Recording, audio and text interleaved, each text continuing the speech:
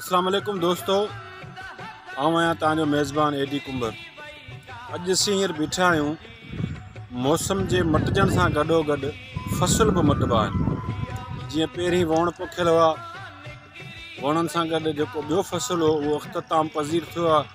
हाणे जेको आहे सो नओं फसल पंहिंजी जोबन जवानी जा ॾींहं घारे। तव्हां ही ॾिसो था त असीं हींअर तूरिए जे फसल में बीठा आहियूं।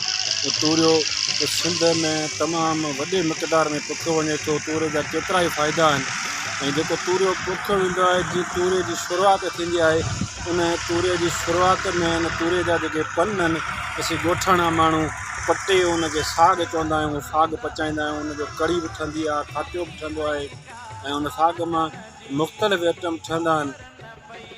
ऐं इहो साग असांजे ॻोठनि इलाइक़नि में बि इस्तेमालु शौक़ सां कयो वेंदो आहे, पर हीउ गिफ्ट तौरु ॿाहिरिनि दोस्तनि ॾे, ॿाहिरिनि शहर में जेके रहंदा उन्हनि माण्हुनि दोस्तनि यारनि खे मिटनि माइटनि खे बि मोकिलियो वेंदो आहे।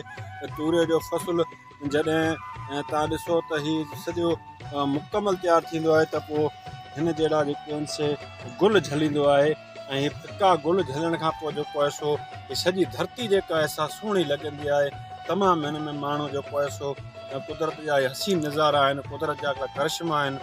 जबलनि में तव्हां ॾिसंदो हुते कुदरत जा अजीब क़िस्म आहिनि, थर में तव्हां ॾिसंदो हुते कुदरत जा अजीब करिश्मा आहिनि।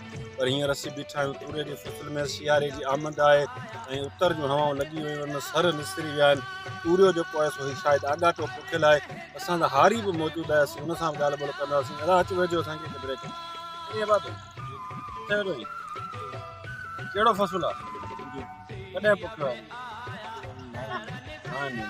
माना मौसम जे हिसाब सां तव्हां सही पोखियो आहे। हींअर तूरियो माशाल्लाह किथे किथे गुल जेको आहे सो छॾे वियो आहे। इन तूरियो जो जेको पन थिए थो हिनखे छा चवंदा आहिनि? खाधे में बि इस्तेमालु थींदो आहे, भाॼी ठहंदी आहे न? अच्छा, तव्हां भाॼी खाईंदा आहियो शौक़ु सां या ईअं?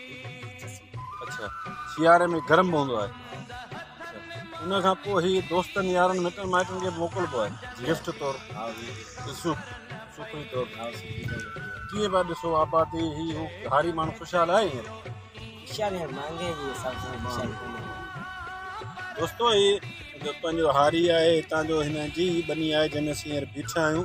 हिन जो चवणु आहे त महांगाई ॾाढी आहे, महांगाई जे करे हारी तबिको ग़रीब तबिको तमामु घणो परेशान आहे।